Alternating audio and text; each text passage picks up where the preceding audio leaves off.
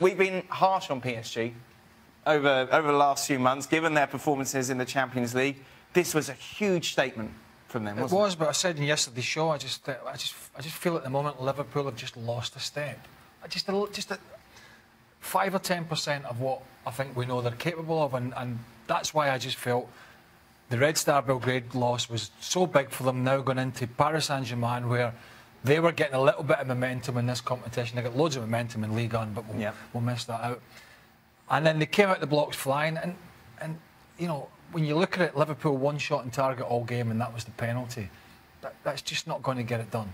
This was kind of like a cup final for PSG. They had to get a result, and they stood up to the plate. Well, you could see that because Liverpool didn't turn up for the first 20 minutes. They basically got outplayed.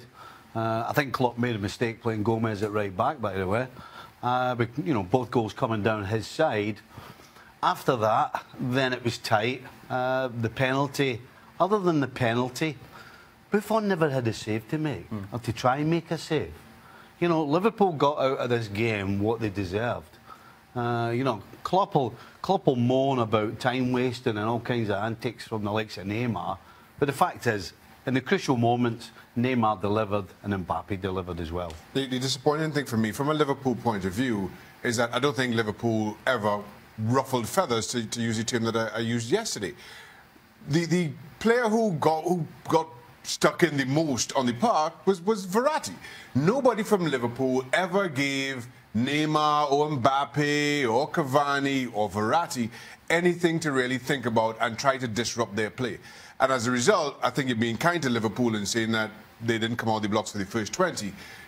I think it was a whole lot longer than that. The first half, I don't think Liverpool played. Better performance from them in the second half.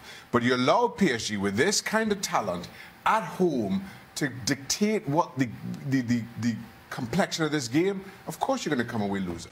Welcome into extra time. Oh, hold on. Where were you yesterday? Oh, off. Why? I just had the day off yesterday. Just because it's your birthday? No, today is my birthday. Today's your birthday? Yeah. How come you never get a cake? Hey!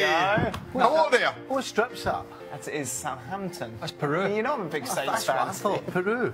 That was their centennial. Who gave you all them presents? The dog. Oh, yeah, the dog. Very nice. How old are you? 38. 38. Oh, yes, it's on the cake. Where's our cake? How come you didn't bring any cake in? Aye. Suppose you should bring some. How come you never got a cake at work? You know, we've got somebody. I know, she's off, so... Oh, bonus. There's not that awkward happy birthday moment. Why you whisper? Oh, she's off. What, you might be watching. A red card was missed by Verratti on Gomez, but Liverpool's performance were poor. Klopp's midfield selection was off again today.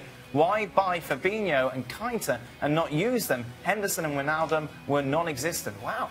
That's a long That question. is the That's a lot of 208 words. characters.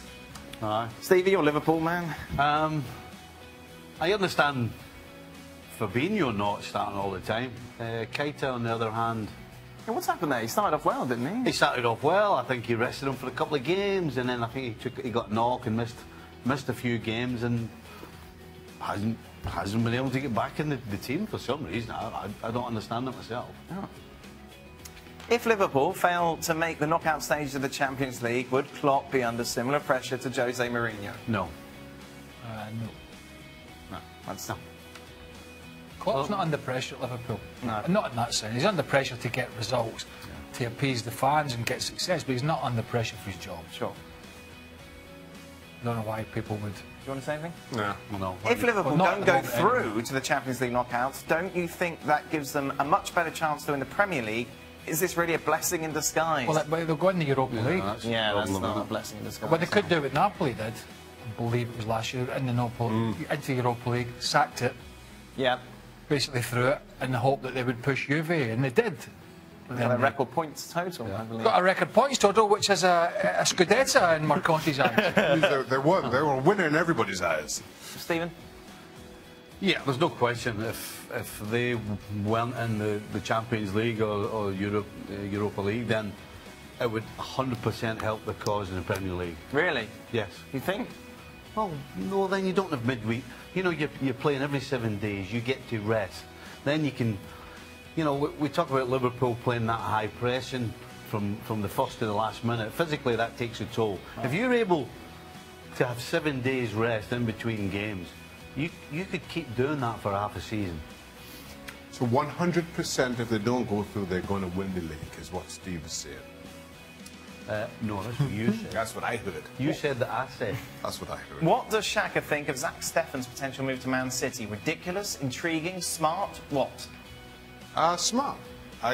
Listen, I don't think he's getting in ahead of Edison, but you make a move at this stage of career. He's, what, 23 years old? Yep.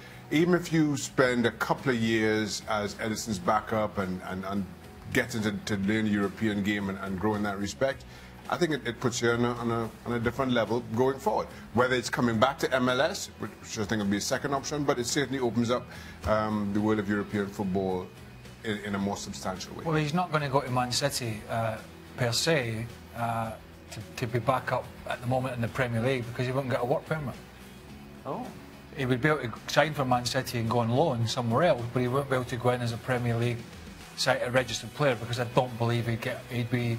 Goodness, I was not expecting that. I did not know Craig was an immigration lawyer. I don't believe how resident immigration lawyer. I don't believe he meets the criteria at the moment for the top level for a work permit. Wow. I don't believe. I might be wrong and I stand corrected. So that's. I mean, he wouldn't be getting in there anything other than third choice or fourth choice anyway at the moment. But there may be work permit issues. Wow. Okay. What? Well, I was not expecting that at all. Well, I always expect the unexpected. Always expect the unexpected. There we go. I'm sure somebody will correct me tomorrow, which could be quite nice because it could take away from the pain of the Europa League. Yes. Why are you working tomorrow? Why don't you just stay at home? Well, I'll do 4 days this week if you want. Yes. Right. I do. That's brilliant. There's no golf. There's no golf. I'm coming in. That can be your birthday present to me. Stay at home tomorrow. My birthday present to you is I'm coming in, and I'm going to moan all day about Europa League. bring cake tomorrow, please. Are you in tomorrow? I am. And Mara's as well, I think. Yeah. And if our producer tomorrow, I mean, we know who it is. He loves a highlight, and he knows I hate a highlight. If he puts loads of those highlights of Europa League in, I've got to kill him. I might stay home tomorrow. I've got to kill him. Steve, you're God. host tomorrow. Yeah, we'll come What are you going to do Oh, tomorrow? I'm busy tomorrow. I've got a battle on tomorrow. You have got. Who's in tomorrow? We just said Mara, Shaka and me. We'll just talk about Maraz's teeth. Perfect. There we go. There's an hour and a half, fill it. Was that after he's or before he's done? ESPN FC Impact tomorrow. A show that you certainly don't want to miss. An hour and a half on Mara's teeth. And that's only half his mouth. From a Barcelona perspective, what happens when you kind of are in this situation where you're already through, it doesn't really matter? I don't think. I think there are some teams that you play for that it's different. Right. And when you play for Barcelona, every time you step on the field, the expectation and the professionalism has to be there. And when you've got a guy like Messi standing beside you as well, he's going to demand it. So I think because it's Barcelona, it's a little different. A huge amount of teams would just have down tools and say, you know what, it doesn't matter. But it's Barcelona. It matters all the time. Yeah, no, but they're not. I mean, they're not top of the league in Spain for a reason. So you know, it's not as if this is Barcelona that are flying. Where is their weak point? Back four. Where are Spurs strong? Final third. Got options there, as we know, because it keeps changing. Got pace if he plays Son. Eriksen will play for sure. I don't know if Son will play, but Eriksen will play. Spurs are great going forward, and Barcelona are weak at the back. There is a chance. So have you got Spurs to go through? You're pushing the boundaries here. I would say that was a no. I'm going to guess that's a no. I think Spurs. I don't know. I'm going to don't want to say no. I'm going to say no, right? I'm going to say no, but I think it could. I think they're giving us a chance.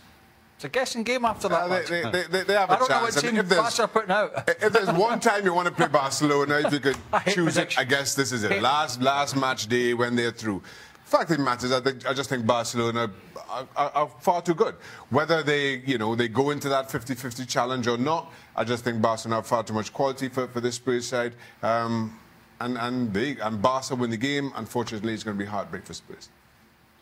You've got to go for Barcelona. They're at home and they've got Messi. But Craig makes a good point. They're not the Barcelona of recent years. Listen, if Tottenham beat Barcelona, we're not going to be we're not going to be going, oh, this is the end of Barcelona. We're not going to be doing this.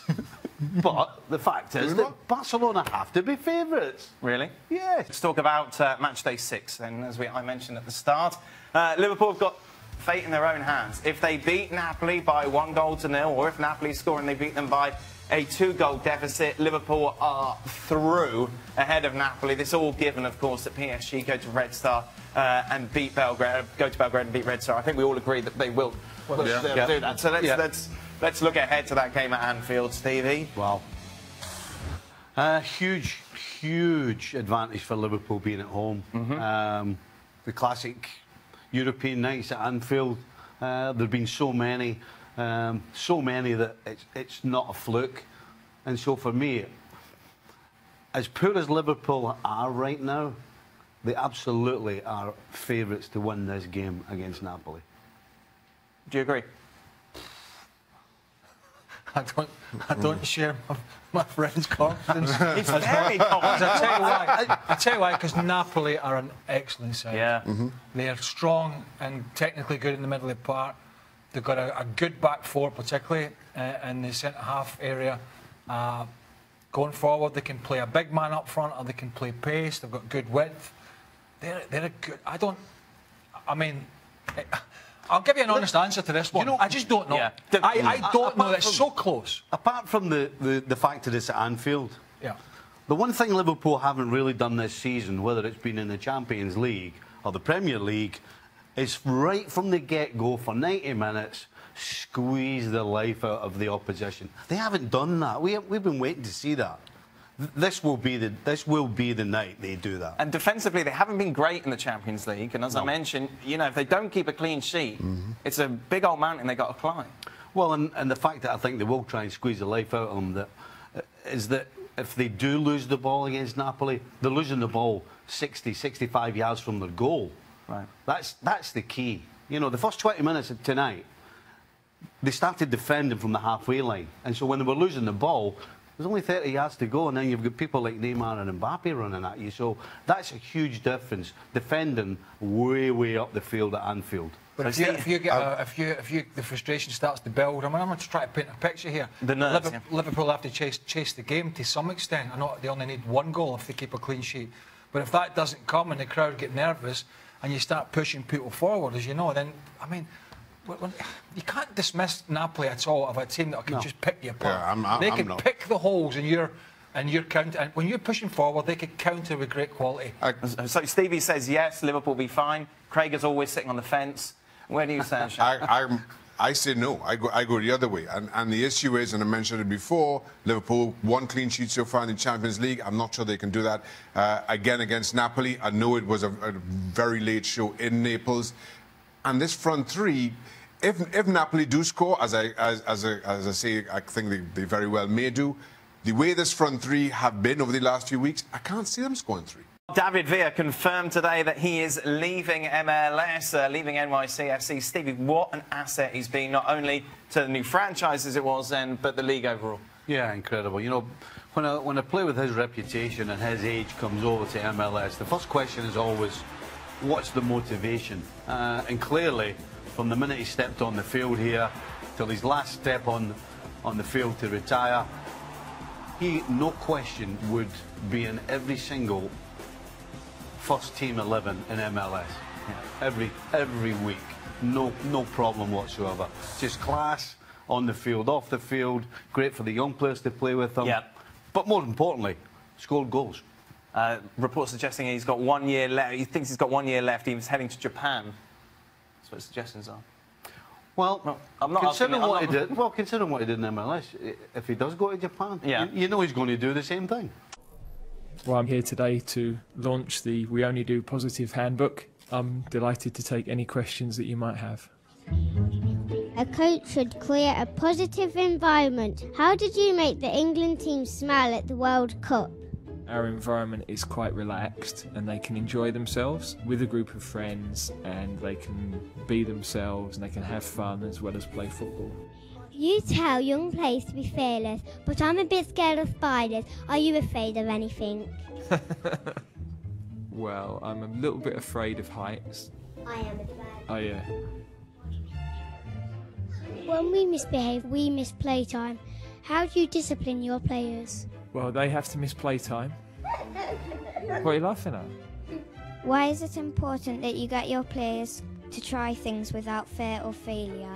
Everybody should try to be the best they can be, and even if it goes wrong, actually you learn from the things that go wrong.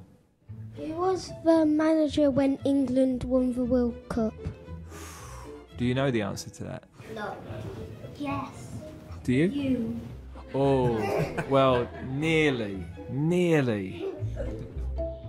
What do you do to encourage your players to perform well on the pitch? We talk to the players a lot about just being brave enough to try things. Don't worry if you make mistakes. Our PE teacher, Mr. Smedley, is our football coach. Can you give me any advice that I can tell them? Is he a good football coach? He never shouts at people. But he does. Sometimes. Well, there you go, you see, that's what we said, didn't it? Because he's nice to people. So I would just say, Mr. Smedley, keep doing what you're doing because you're obviously doing a very good job. You said anything's possible. I want to be a football manager one day. Can I do that? Yes, you can. Very good questions. And what I'm going to do is, the next time we have a press conference, I'm going to make all the press stand up to ask their question like you guys did, because I quite like it. Do you play Fortnite? I've never played it, no. Do you play it? Yeah. Quite a lot of the players play it.